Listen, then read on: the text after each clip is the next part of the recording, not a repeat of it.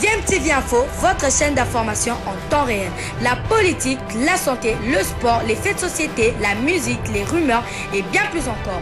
Vous découvrirez cela dans notre chaîne DMTV Info.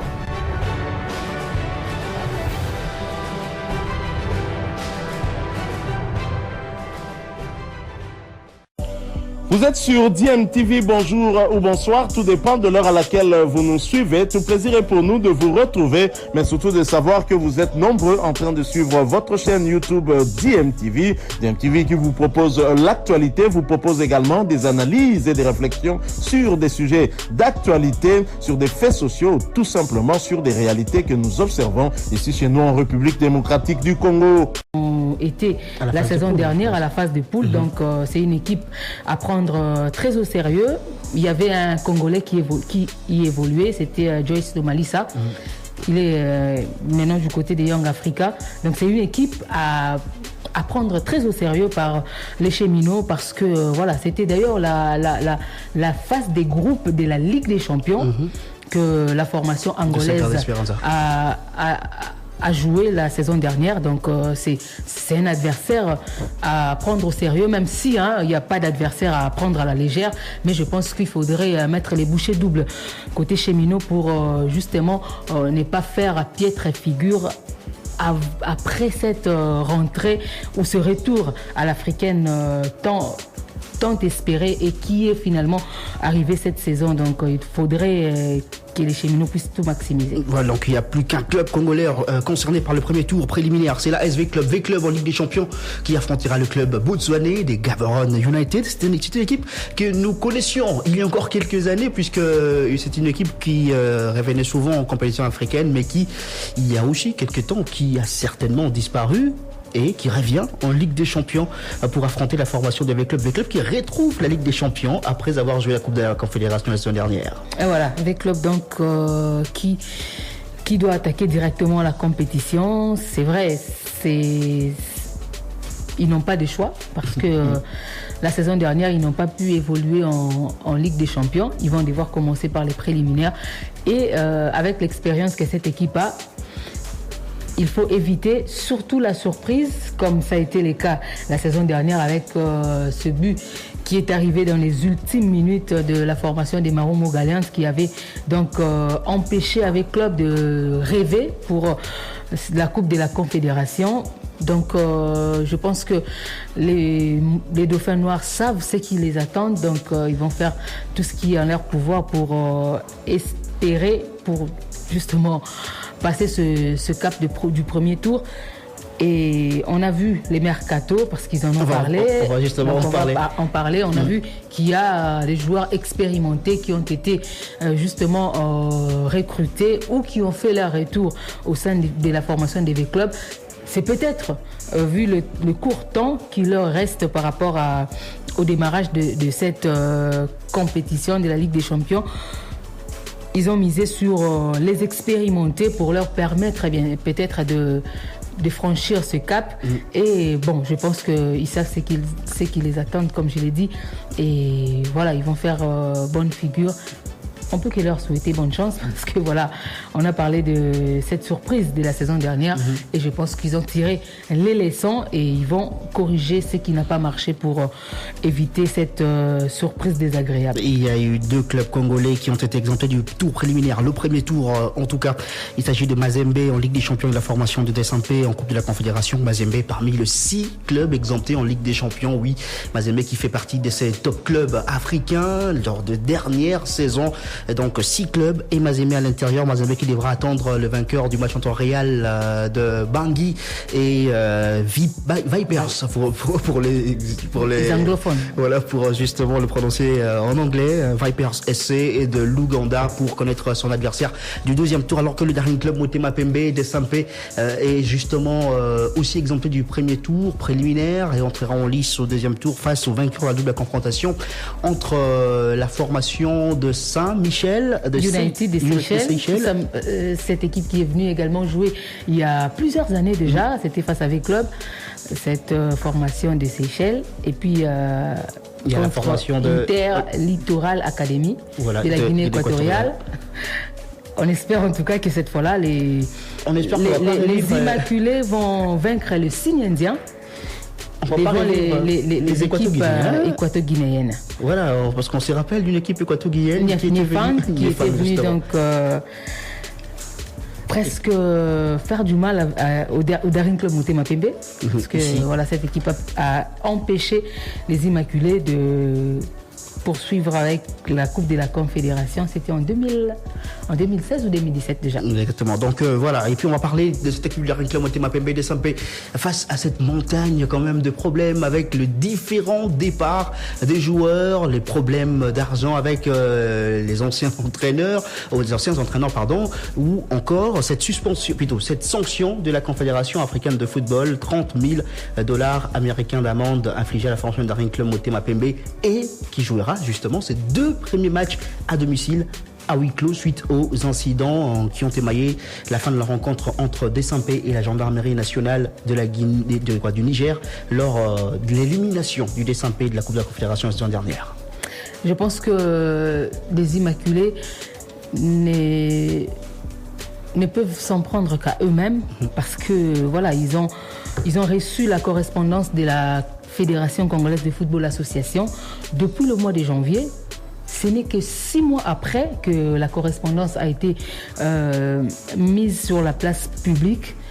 Et voilà, depuis tout ce temps, alors que la formation congolaise n'avait que 60 jours pour justement régler les amendes leur infligées par la Confédération africaine de football, $30,000, dont 20,000 pour les incidents qui ont émaillé cette rencontre. On se rappelle qu'on a parlé de cette agression de l'arbitre assistant 1 par les supporters et toutes les cet arbitre qui a signalé une position de hors-jeu après le but de la formation. Qui pouvait permettre à Motema Pembe d'aller au tir au but. Donc voilà, je pense que les Immaculés s'étaient fait justice à eux-mêmes, et la CAF qui ne badine pas, en tout cas quand il s'agit des officiels, parce que voilà, on peut tout dire, les arbitres sont des humains, ils peuvent commettre des erreurs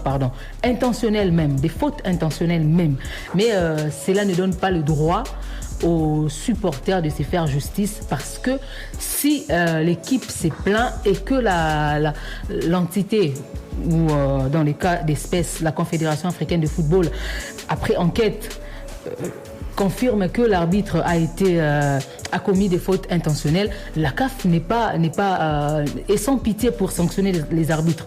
Donc je pense que de ce côté-là, les supporters immaculés avaient commis la pire bêtise de la saison en agressant cet arbitre assistant, quand bien même il a signalé cette position litigieuse. Mais est-ce qu'il n'y avait pas hors-jeu? Est-ce qu'il y avait hors-jeu? Les images, il n'y en a pas, parce que les matchs n'étaient pas passés en direct. Donc on ne sait pas dire avec exactitude si l'arbitre avait commis une faute ou l'arbitre avait raison.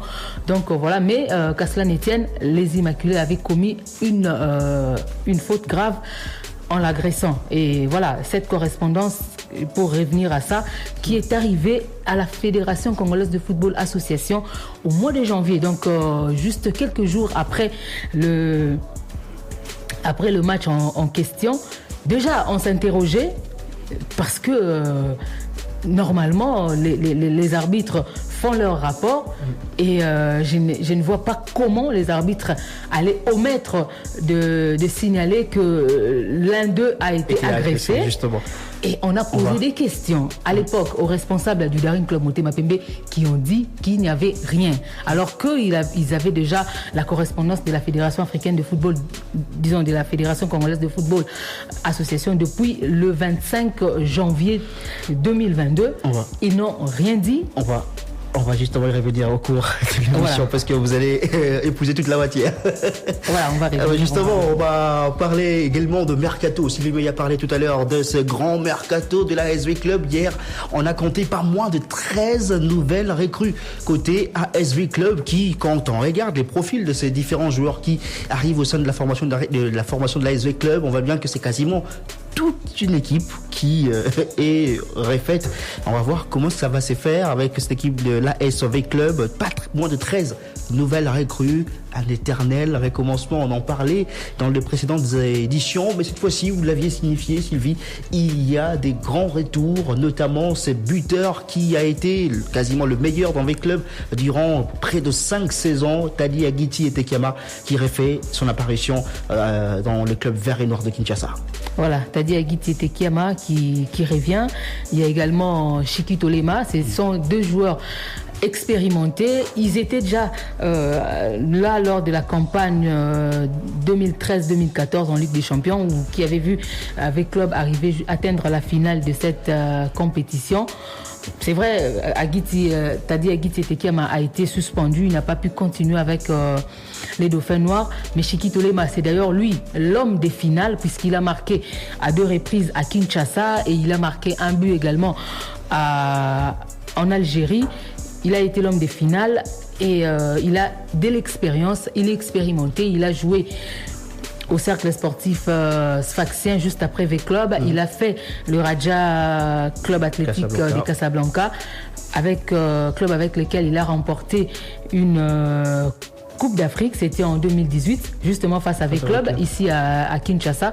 3-0, c'était le score à Casablanca.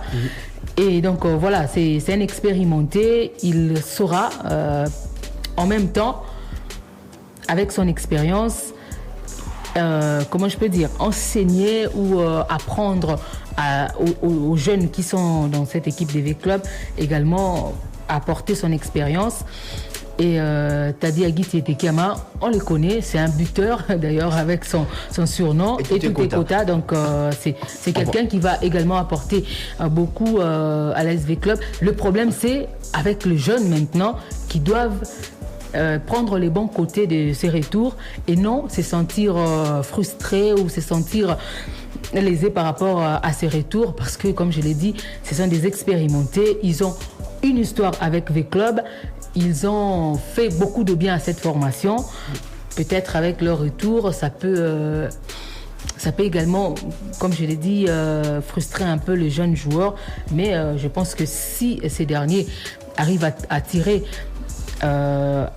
les bons côtés avec l'expérience que les deux joueurs ont acquis durant toutes ces années, ça peut faire une bonne crème du côté de l'ASV Club, mais on espère en tout cas que l'équipe va tirer profit de tout ça, parce que après le football, ce n'est pas annoncer les recrues, le football ce n'est pas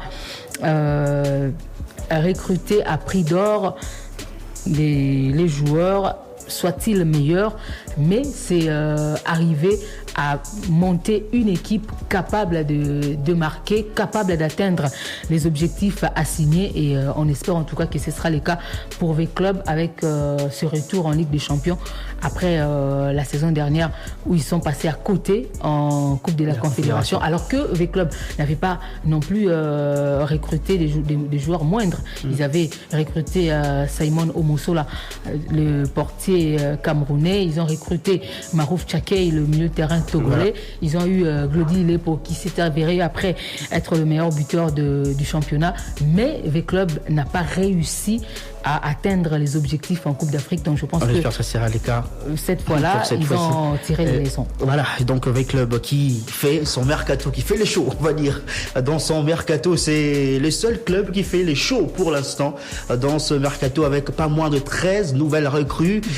Du côté de Darren Clément Mapembe, c'est pas encore officiel. C'est plutôt des départs qui sont signalés, et pas de moindre. On va y revenir, Sylvie, dans le mission. Le tout-puissant Mazembe également, qui est un tout petit peu timide dans ce mercato. Mazembe qui a annoncé ses 2 premières recrues de la saison. Il s'agit d'un Nigérian et d'un Congolais de Brazzaville. Et le troisième qui serait déjà en route, Genovic Mbouambaya nous a soufflé. C'est les couloirs comme on aime bien emprunter ce langage des 0-1. C'est un autre joueur, un latéral droit, si je ne m'abuse, qui est en train d'arriver également. Il est des nationalités togolaises. Le Togolais, ok. Signer.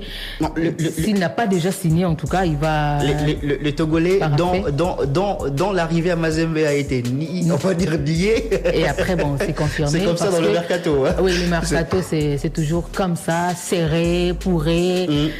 On est à 80%. On essaye de ne pas trop dévoiler ses plans pour ne pas se faire dribbler aussi par les adversaires. On a connu ça avec les Kangoma ici au Congo et dernièrement avec les Kakoundé en Europe, donc, entre Chelsea et Barcelone. Donc voilà, tout peut arriver au cours d'un mercato. Il faut juste annoncer quand la signature est déjà placé sur le papier. Voilà, et puis il y a eu évaluation de la saison dernière, cette fameuse saison, avec une seule manche jouée en Vodacom Ligue 1, d'ailleurs également en Ligue 2, il y a eu d'autres matchs qui avaient commencé, je sais pas, de la manche retour, non.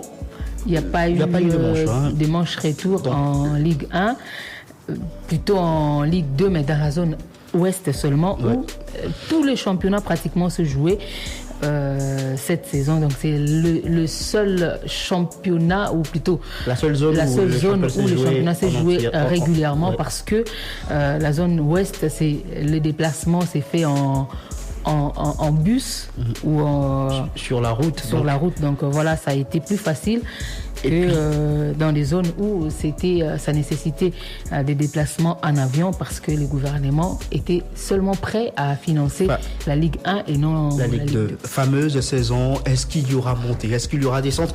Il y a eu évaluation entre la foot et les clubs, mais le sujet apparemment n'a pas été abordé sur le montée et les descentes. Ça aussi, ça reste un très grand point d'interrogation concernant les équipes de Ligue 2 qui attendent si et seulement si elles vont monter en première division, et les équipes de la Ligue 1 qui espèrent qu'il n'y aura pas de descente. Voilà, donc je pense que cela revient maintenant à la FECOFA, puisque la Ligue nationale de football n'a pas pu organiser comme il se devait le championnat, mais cette entité organise pour les comptes, pour le nom et les comptes de la FECOFA.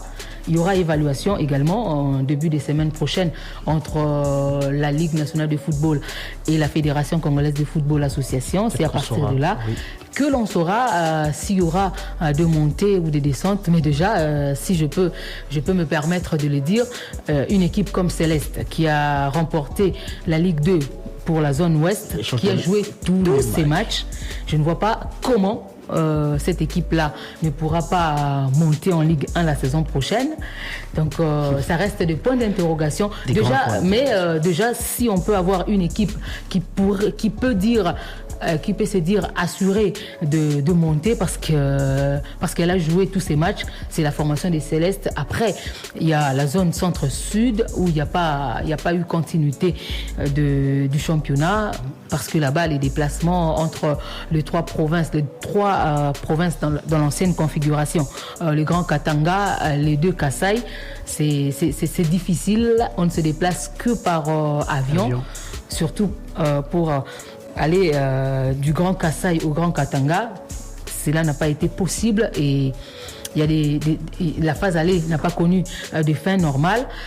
Il y a également la zone Est-B qui regroupe les trois provinces du Grand Kivu, qui nécessite également les déplacements en avion. Il n'y a pas eu de championnat. Et la zone Est-A, les matchs se sont joués, mais en aller seulement.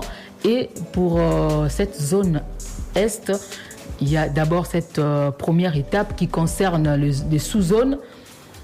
Et après, il y a un play-off qui se joue. Donc un peu compliqué. C'est un peu compliqué pour l'instant. Je pense que la Ligue nationale de football et la FECOFA sont en train d'étudier les possibilités. Donc voilà, on en saura un peu plus au cours. Après cette réunion entre la Ligue nationale de football et la Fédération congolaise de football association, on parlera également aussi du basketball avec les Léopards de la RDC qui sont à Monastir pour pouvoir préparer la 4e fenêtre des éliminatoires de la Coupe du Monde 2023. La RDC affrontera Le 26, le Cameroun. Le 27, le Soudan du Sud. Et puis le 28, la Tunisie pour le compte de cette 4e fenêtre des éliminatoires de la Coupe du Monde 2023. Alors Sylvie Meya-Mouabi, on a parlé en ouverture de cette émission de ces différents adversaires de nos clubs. V-Club qui rencontre Gaborone United du Botswana. V-Club qui, pour préparer sa saison 2023, et plutôt 2022-2023, a fait un recrutement, on va dire, très grand recrutement avec 14 nouvelles recrues que nous avons déjà vues. Voilà, donc je pense que on dit qui veut aller loin ménage sa monture, et je pense que V-Club veut se donner les moyens de ses ambitions, mais après, comme je l'ai dit, il ne faut pas que ça se limite à ce qu'on nous présente. Il ne faut pas que ça soit du bling-bling seulement. Il faudrait qu'il y ait un travail pour permettre justement à V-Club d'atteindre ses objectifs. Je rappelle que la saison dernière, V-Club avait recruté Simon Omosola, Marouf Tchakey, Sidi Yacoub, qui sont des internationaux, Varel Rosanne, pour ne parler que de ceux-là. Mais V-Club a échoué à domicile contre un club méconnu de Marou Mogaliante d'Afrique du Sud. En Coupe de la Confédération, en plus, une compétition que V-Club a joué la dernière fois que V-Club a joué cette compétition. V-Club était en finale en 2018. Donc voilà, c'était pratiquement un échec, et ça répare encore cette fois-là avec des noms qui sont annoncés, avec notamment le retour de deux anciens cadres. Les noms qui ne sont pas seulement annoncés, mais des signatures. Des signatures, oui. Voilà, qui sont intervenus. Mais après, je pense que c'est le terrain qui doit trancher, parce que comme on le sait, dans le football, ce n'est pas seulement ce qu'on annonce, mais c'est le travail qui s'est fait en amont. Et c'est le résultat qui va être en aval, qui va être enregistré sur le terrain, qui va faire que l'on puisse se dire voilà, on a fait des bonnes affaires, ou encore on a échoué. Donc voilà, je pense qu'à ces niveaux, j'espère que V-Club a tiré les leçons de la saison dernière et va repartir pour cette saison, avoir du solide, non seulement en termes des noms qui sont arrivés, mais également en termes des contenus à produire sur les terrains pour avoir des résultats. Voilà, on parle de toutes les équipes. Hein. On va d'abord donner le nom de ces joueurs qui ont signé au sein de la formation de l'ASV Club. On a parlé des 14 nouvelles recrues. Imanalote, ancien de Renaissance du Congo, qui est parti à Maniema-Igno, mais il n'a pas trop convaincu là-bas. Imanalote qui a été donc recruté par l'ASV Club. Il est ancien des Kouya Sport aussi. Des Kouya Sport aussi, donc voilà. Ailier droit, il peut même jouer à gauche, parce que les ailiers ça permet souvent. Il y a également Nissi Ngoma, ailier droit, qui est arrivé. C'est un Congolais, ancien de l'AC Rangers de Kinshasa. Oui, lui, on connaît aussi. Il a joué en Ligue 1 la saison dernière. Edouard Apataki, latéral droit de nationalité congolaise également, qui vient de la Sékouya Sport.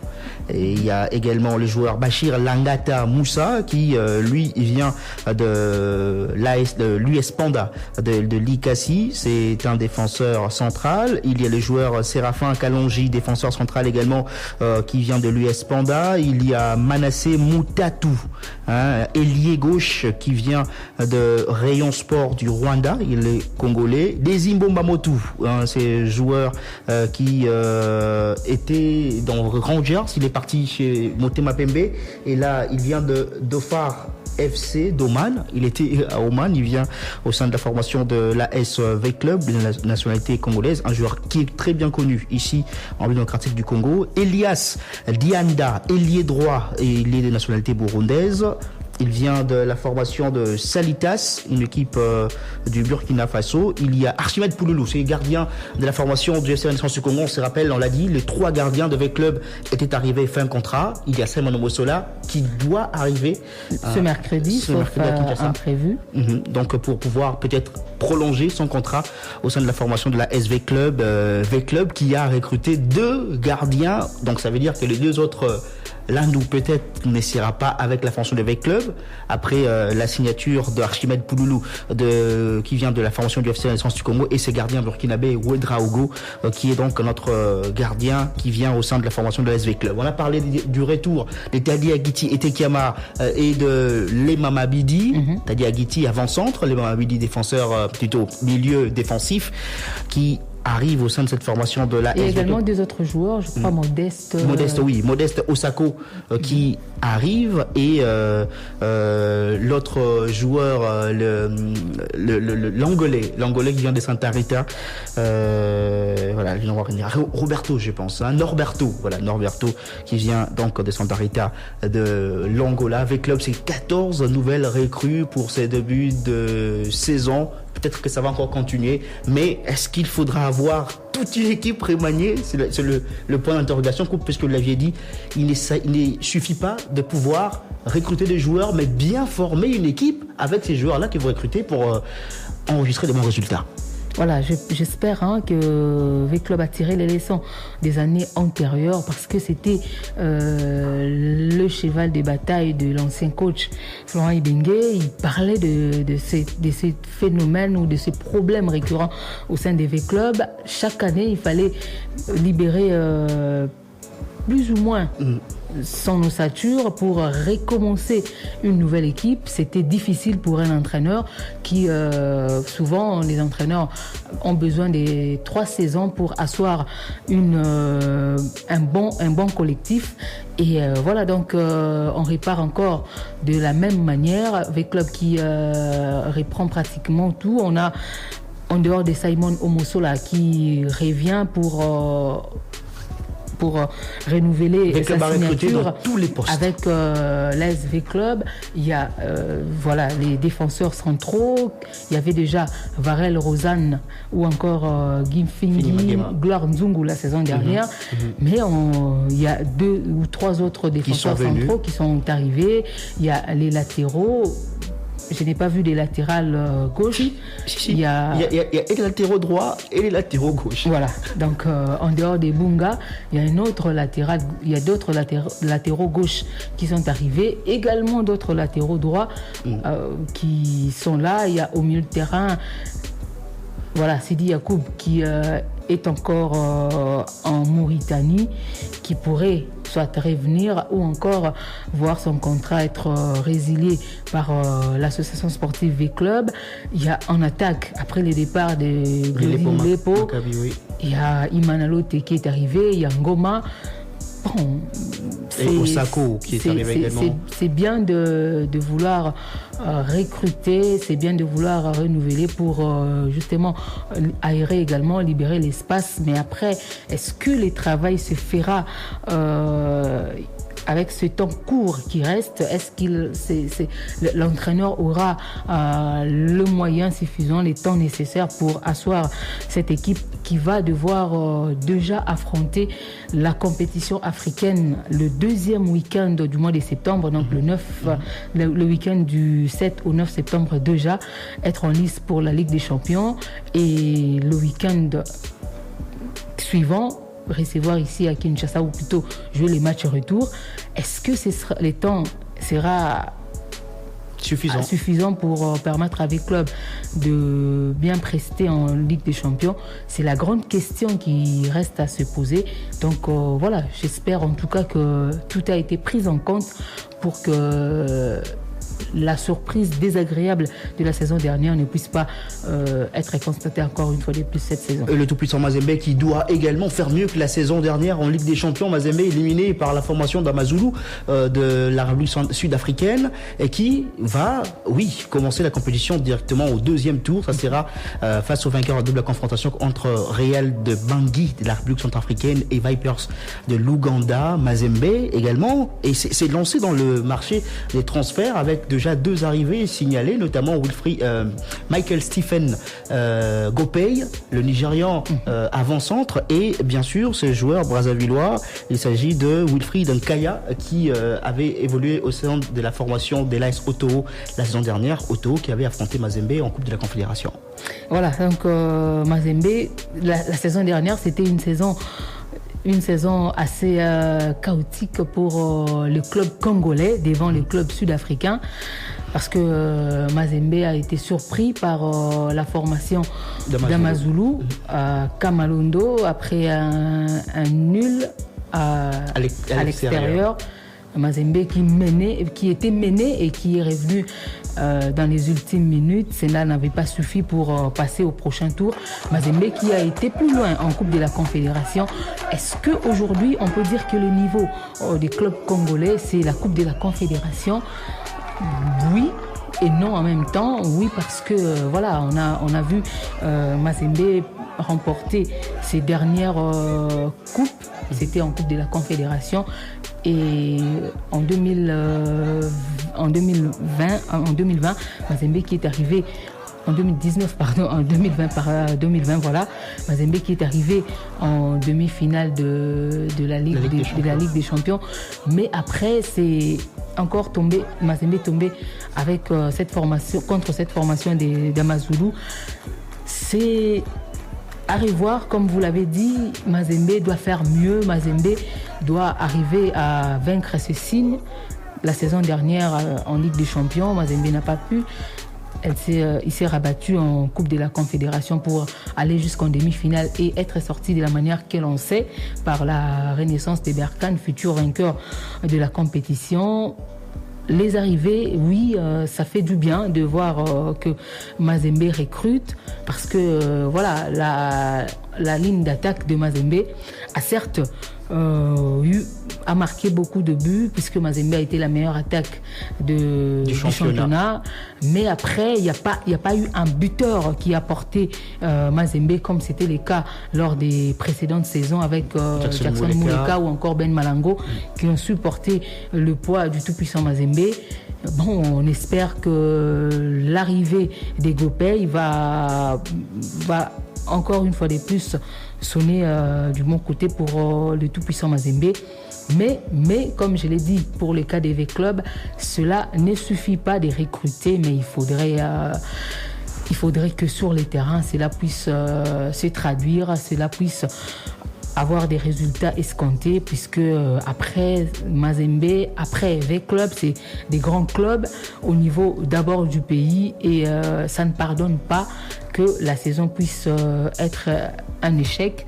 On espère en tout cas pour les deux qu'ils iront le plus loin possible en Ligue des Champions, et pourquoi pas retrouver comme en 2014 où on a failli avoir deux clubs congolais en finale. Pourquoi pas, comme on a eu tout récemment en 2021, Zamalek et Al-Ahly. Donc ça ne va qu'être du positif pour le football congolais, et on espère que Mazembe et V-Club prennent en compte ce qui les attend. On sait que ce sont des clubs professionnels, en tout cas, et leur direction, notamment après le staff technique et le joueur en dernier ressort, savent ce qui les attend. Voilà, donc le tout-puissant Mazembe qui a enregistré l'arrivée de Wilfried Nkaya, qui est un ailier en revenance de l'AS Otto, et 2 joueurs de Mazembe sont donc libérés pour aller au Liban.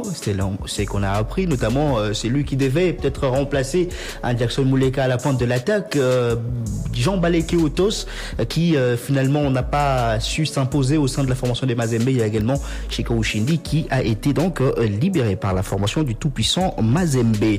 On est encore dans les conditionnels. Dans les conditionnels. Qui serait ? Voilà, on va parler au conditionnel. Qui serait? Donc voilà. En Coupe de la Confédération, le Daring Club Motema Pembe connaît de situations, on va dire, un tout petit peu compliquées jusqu'ici, puisqu'il y a beaucoup de problèmes au sein du Daring Club Motema Pembe avant le démarrage de la Coupe de la Confédération et bien sûr du championnat national. Des Sampé dont on parlait tout à l'heure, de cette amende de $30,000 américains infligée par la Confédération africaine de football suite à ce qui s'est passé lors de son élimination la saison dernière en Coupe de la Confédération par le club nigérien nigérien de l'USGN, l'Union sportive de gendarmerie nationale du Niger, et aussi ces départs en cascade, on va dire, des joueurs de cette formation. Après Likuta, qui est parti en Afrique du Sud, il y a eu Katoulondi Joyce, meilleur buteur du club la saison dernière, qui est parti à Hassania Agadir, et également Christian Soundi, qui est parti à Difa Saguel Tchalida. À Difa, donc voilà, des SMP qui se vident pratiquement de ces cadres, de ces joueurs qui ont porté cette formation. Avant déjà la saison dernière, il y avait le départ de plutôt Karim Kimwidi, parler de Karim Kimwidi qui est parti. Il n'y a pas que ceux qui sont partis à l'extérieur du pays, il y a également Ikoyo Peter qui est parti qui a signé au sein du football club à Saint-Éloi-Lupopo. C'est donc des départs qui sont enregistrés, mais jusque là les arrivées, on va croire que on va accorder ce bénéfice à Motema Pembe. On va se dire qu'ils sont en train de travailler en silence. Oui. Mais après, il faudrait, à quelques jours du démarrage du championnat national, parce que déjà après l'évaluation, ce sera les comptes à rebours qui va être lancé pour le démarrage du championnat. On ne va peut-être pas avoir beaucoup de temps pour déjà avoir les calendriers de la saison 2022-2023 de la Ligue 1. Donc il faudrait déjà se préparer. On a vu Mazembe qui est déjà en pleine préparation dans son centre d'entraînement de Futuka. Il y avait Club qui a annoncé également les recrues, les clubs qui s'était retiré du côté de la commune de Lansele. Il y a l'AS Maniema Union qui a commencé avec qui a lancé les entraînements au Vénus Village. Il y a Lupopo qui a également annoncé les arrivées également. On a enregistré l'arrivée, Lupopo a enregistré l'arrivée de Mongo Lompala en dehors de celle d'Ikoyo. Donc tous les états généraux sont actuellement en alerte pour préparer la saison prochaine, et Motema Pembe qui doit encore une fois de plus se présenter en Coupe de la Confédération, même si cette équipe est exemptée du premier tour. Mais il fallait déjà qu'on ait même pas le gros du mercato des arrivées, parce que quand on parle des mercato, il y a également des départs.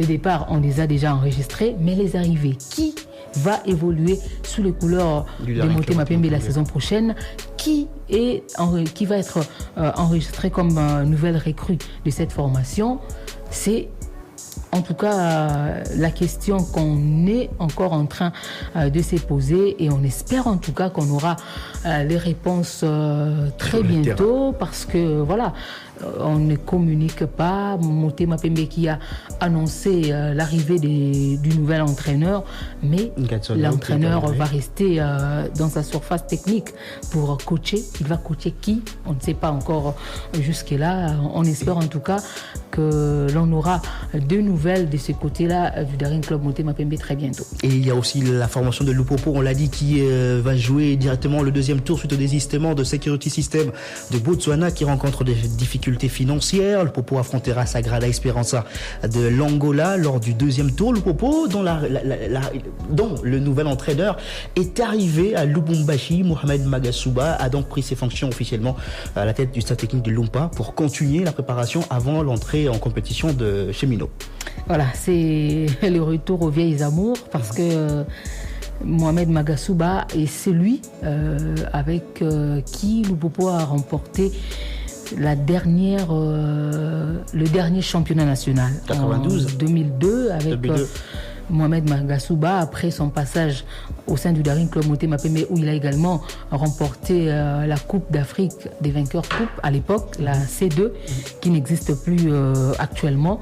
Donc voilà, c'est un entraîneur qui a su donner de bonnes choses à cette formation des Lupopo. On espère en tout cas que ça va répartir sur les mêmes bases, puisque Lupopo revient 7 ans après en compétition africaine, et voilà, il faudrait reprendre les habitudes, parce que voilà, ça se perd aussi quand on a fait longtemps sans participer. Mais bon, comme je l'ai dit, j'espère que Lupopo saura tirer profit de la saison que cette équipe a faite en 2021-2022, voilà, même si le championnat n'a pas connu les deux phases comme à ses habitudes. Mais bon, je crois que Lupopo ne va pas faire piètre figure, puisque voilà, comme nous l'avons dit d'ailleurs, l'adversaire au prochain tour s'appelle Sagrada Esperança, qui a été en phase de groupe de la dernière Ligue des Champions. Voilà, cette formation qui a battu le futur vainqueur de la Ligue des Champions, les Wydad Athletic Club. C'est donc une équipe qui a de l'expérience, qui a acquis de l'expérience de ce haut niveau africain, et Lupopo qui doit encore s'imprégner de ce haut niveau. Donc j'espère que tout va être mis en place pour permettre au Lumpa de s'en sortir dans cette Coupe de la Confédération, et surtout qu'il y a un entraîneur expérimenté, un entraîneur qui connaît les terrains africains. Je pense que ça sera un peu plus facile pour cette formation, mais après c'est le terrain encore une fois. Et le terrain, donc voilà. Bilile le kamalo bana ebele.